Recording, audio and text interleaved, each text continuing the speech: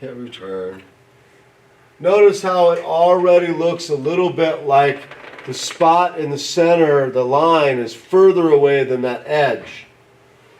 Now, if I free transform this and actually hold down the command key, which gives me that white arrow so I can do things like that, and I bring these out a little bit, that ends up causing the tessellation that are closest to me to be wider and it to get narrow as it goes further away, which further supports the illusion of distance. So I'm going to go back to the top there, and I'm going to do the same thing. Free transform, hold on the command key, which allows me to move just one corner, and then sweep that out so I make this into a trapezoid instead of just a rectangle. Now I'm going to add a new layer, put that to the back, and I am going to fill that layer with black. And I'm also going to grab these three layers and I'm going to drop them into a group, which I'm going to call background. Okay, and I believe most of you will agree that I've already created some depth. The center of this looks further away than the edge of this. The one thing I don't like is that it's got a really hard line between where the Tesla are and that black stripe. So I actually want to go back into here. I'm going to grab these two layers to make the top and the bottom of the background, and I am going to merge them. Then I'm going to put in a mask, and with a soft brush, so it's not got such a hard line there,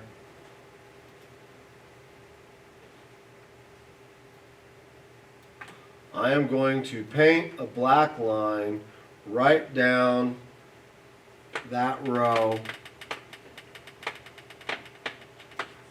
which softens up that hard edge, which makes it a little fuzzier, which in my mind, I mean, I think if you look at that you'd agree, it looks like the center of the piece is further away in space than the edges of the piece. Okay, so I've created a background. Next thing I'm going to do is I'm going to go over to this other tessellation.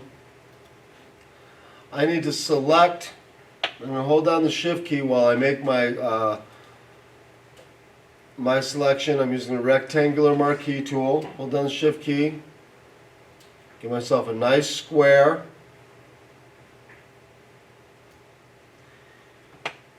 I'm going to copy that, and I'm going to come back to this other piece, and I'm going to paste it. Now,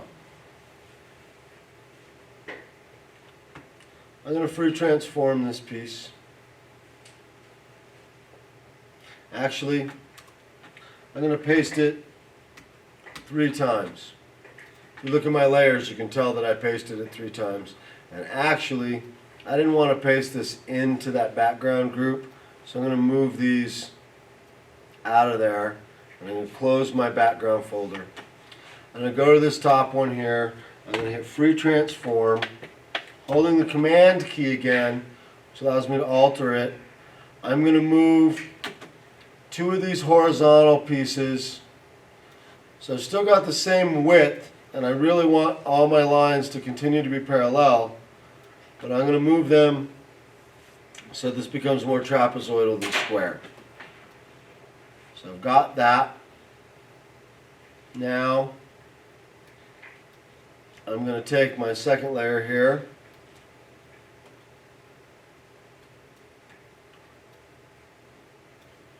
and I'm going to free transform that. Again, using the command key, I'm going to move one edge.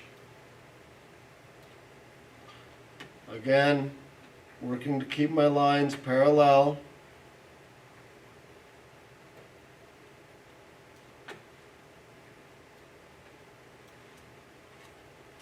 Then I hit return on that. Now I've got two sections that have been modified. I'm going to select both those layers, free transform, and I'm going to bring this down to a more manageable size. Then I'm going to grab that third layer, free transform that, and you got to do this last layer all in one free transform. You can't stop halfway through because your handlebars will change. Once I've moved this from square to diamond, my new free transform handlebars will be in a different place and they won't work the same. First thing I'm going to do is I'm going to take this up to a 45 or so. Hold down shift key, I'll get it to be exactly a 45. I'm going to bring that point right to that intersection. Then using my command key, I'm going to bring each of these other points right to the connections of the side edges. Back out a little bit so I can get to that last point. Again with the command key, bring that down. And you'll notice I can greatly affect what angle this looks like it is just by how high that is. This piece looks like it's turning rather than just stretching. So I'm probably going to go with what looks like good solid 90s.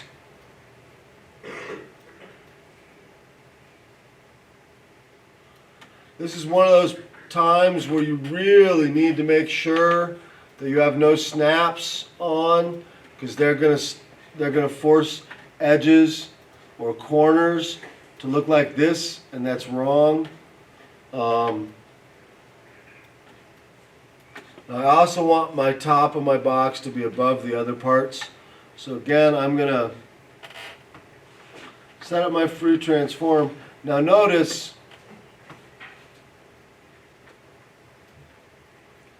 when I hit Command T, notice how my free transform handlebars are in different places now.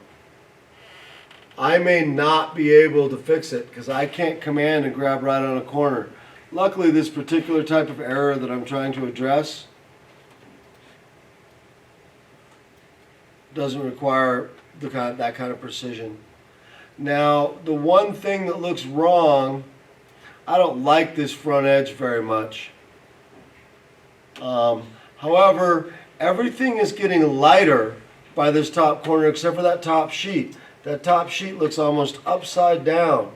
So I'm actually going to go back in my history to when I was free transforming that top sheet.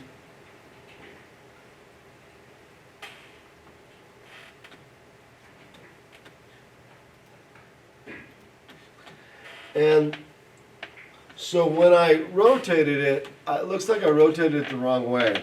I'm going to hit that free whoops. I'm going to go to that top sheet, move it to the top, free transform it, and I know that I want one of these lighter corners to be the one up front. So I'm actually going to bring that one around so that I have a lighter corner there. Set that into place. Again, grabbing that, pushing that command button, giving me the direct selection arrow, bringing it into place. And last time, before I zoomed in and focused on everything and made sure everything was adjusted right, I stopped my free transform. So what I really want to do is zoom in quite a bit and make sure that my edges are right where I need them to be before I turn this free transform off, before I apply this transformation. So this one's a little short, so again I got to move just that guy right to where it goes. Looks like this one down here is a little off. That's where it goes. Back up a little bit, make sure that my angle is right, the perceived angle of the top. It's like that's too far. That looks weird. It looks like it's bent or something. That's too high. That makes it look weird and flat. I'm coming at a weird angle. But right about in there seems kind of good to me. So again, I'm going to take these 3 layers. I am going to go layer, group, and I'm going to call this group cube. Alright, so now I'm going to come back over here. So if I had 3 different patterns, I could actually have do this next shape out of a 3rd pattern, which would be nice. I'm not going to use my rectangular selection. I'm going to use my elliptical marquee selection. I don't want an ellipse, I want a circle, so I'm going to hold down the shift button. Just like the rectangular made a square while I was holding down the shift button. I'm going to grab a section. Actually, I want as big of a section as I can possibly get. So I want as many little tessella in there as I can. I'm going to copy that, and move back over here, and I'm going to paste it. That's going to give me a new layer. This part, by the way, is really important. I'm going to select, remember this is the only layer I'm really working on. Select something where there isn't anything. Select negative space. Say select similar. Say select inverse. There are other ways to do that. Another way to do that would be that if I command shifted on the thumbnail, it would select whatever was there. So I've got my circle selected. This is incredibly important before I do the filter I'm going to do. I'm going to do a distort spherize. Now I'll tell you, if I didn't do the selection, it would try to spherize the square so it wouldn't look right. I am going to, hold on a second, let me zoom out a bit.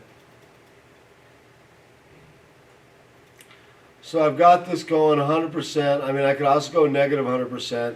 They both kind of have the same effect. I want this set towards normal mode as opposed to horizontal or vertical only. I say OK, and it makes it look like it's 3-dimensional. Now, in order to finish the 3-dimensionality of this piece, what I need to do is, which we also do with the cubes, but I just wanted to show you the basic of the free transform. I need to use my dodge and burn tools. They're located at the bottom of the second set in the tool palette. The dodge and burn are right on top of each other. Dodge is going to remove color, burn is going to darken color. So I'm going to make a pretty big brush. I've still got this circle selected, so it's not going to try to burn anything outside if I head out here. And remember, we always look up at the control bar to see what the tool's settings are. I'm going to start with highlights. I'm going to burn my highlights. I'm going to crank up to like 70%, somewhere near 70 anyways. There we go. Make my brush a little bigger. And I'm going to assume, it doesn't matter which way I go, but for the purposes of burning this, I'm going to assume that the light is coming from the upper left-hand corner. So I'm going to burn the highlights around this in kind of a crescent the highlights in the crescent pattern. Now I'm going to go to my midtones. I'm going to go a little further out. Last time I was in about here, I'm going to go a little further out and I burn those midtones. Now I'm going to go to my shadows and I'm going to go right along that edge, which is really going to darken that edge quite a bit. Now I'm going to flip over to my dodge tool. And what I really want in my dodge tool, and I'm going to start on my shadows. Notice when I was burning, I started on my highlights and said make the highlights darker, turn my highlights into midtones. Now I'm going to take my midtones and make those darker, turn all my midtones into shadows. Now I'm going to burn my shadows. But I moved a little further out each time. So I basically burned all tones in that outer band, little crescent there, a little bend of the sphere, but I got smaller for what amount I burned each time. This time I'm going to use a larger brush. I'm going to start with the shadows. I'm going to dodge the shadows for a little highlight right there. Now there's not a lot of shadows, there's just those black lines. Now I'm going to go to midtones. I'm going to go to about the same place, make my brush a little smaller but a little higher. Highlight some of those midtones. Now I'm going to go to my highlights. I'm going to make my brush even smaller. Go a little more to that edge of that arc. And I'm actually going to dodge more, raise my percentage quite a bit. Looks like my midtones didn't quite pull it out. So I really want that little highlight kind of in a circle there. And that blue is not being affected, so it's at the wrong range. I got to try to figure out what range that blue is. Okay, so at this point I put a highlight and a shadow on my orb. I'm going to bring that cube back in. I'm going to bring the background back in. I'm going to deselect my orb. I'm going to free transform my orb. So again, with my cube, I'm basically going to do the same thing. I'm going to take the edge that should be on the dark side. I'm going to burn that one, starting with my highlights.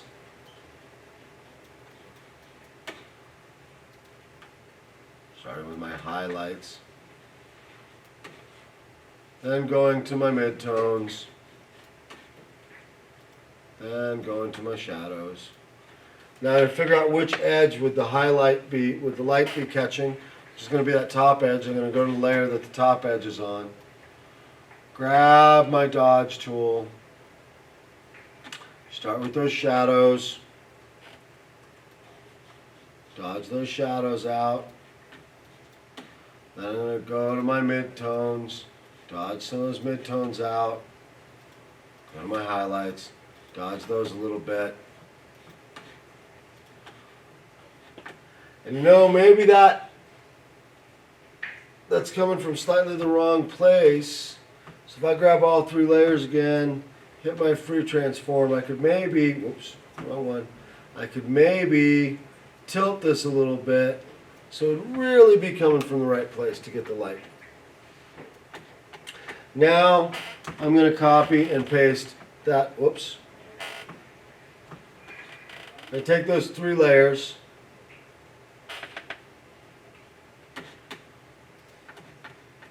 I'm going to merge the layers so I have one cube instead of three layers. Select all, copy, paste. Now I have a second cube. I'm going to take that second cube, I'm going to free transform it. I'm going to shrink it down a bit. I'm going to move it behind the first cube. So I'm using overlapping. The other thing that's going to happen, theoretically, when something is further away, two things generally happen to that thing. One, it's smaller, and two, it's darker. So I'm going to take my burn tool,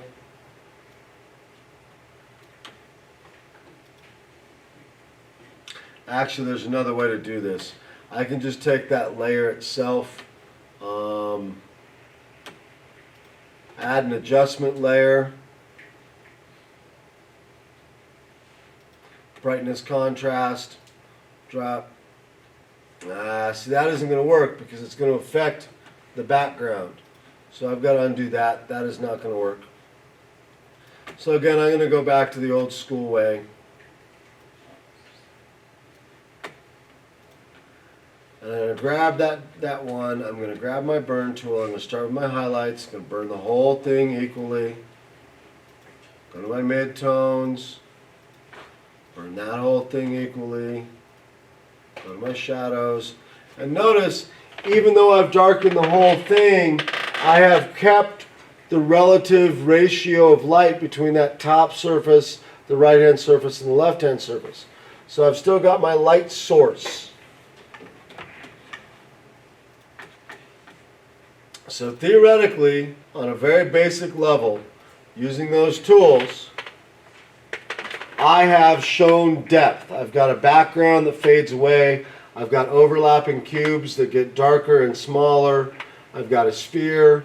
I've added some light sources. Now, my organization is not very good at this point. The piece doesn't look that interesting to me. Now, I might do some things like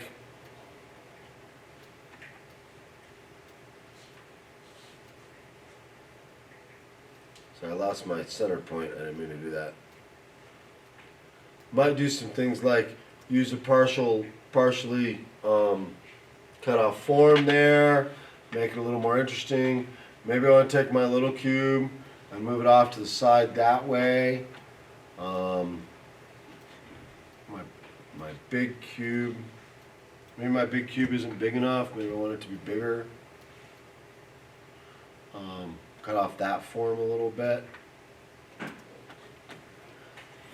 So at the end, I'm really working on these finishing touches for making it interesting. For example, I think that the center of this piece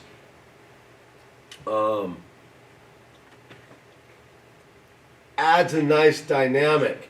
So before the shapes were covering up that whole horizon line, so I needed to expose a little bit. I left it exposed kind of in the middle, which accents part of the symmetricality of it.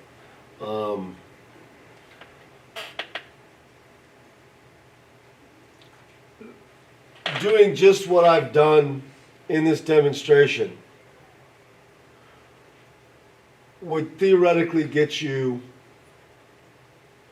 a reasonable passing grade. To ace this project, you're going to have to do some fairly interesting designs and demonstrate more depth than this. I believe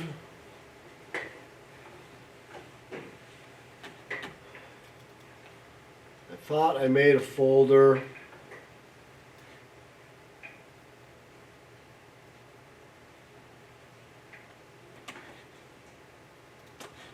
Thought I made a folder.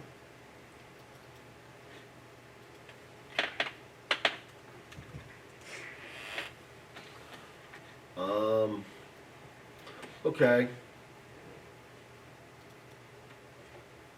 I did. I just don't know where I put it.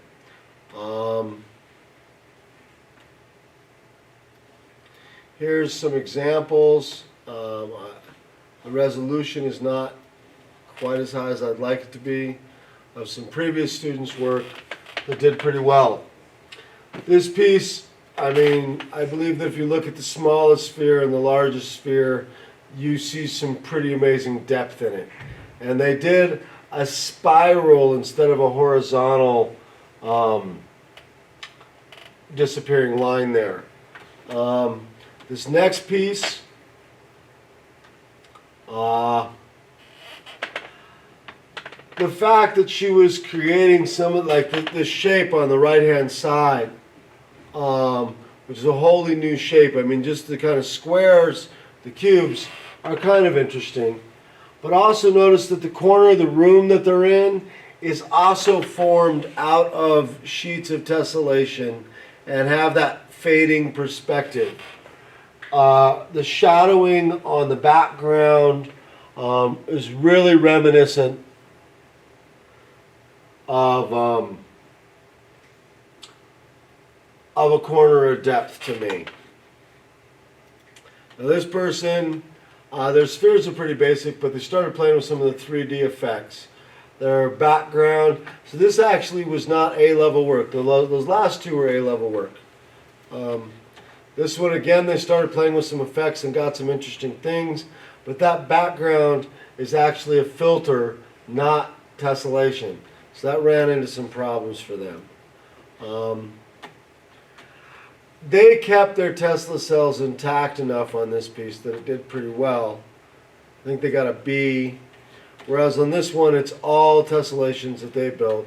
That one ended up with an A minus. So I hope that gives you a better understanding of what the expectations are in this project. And we can go from there.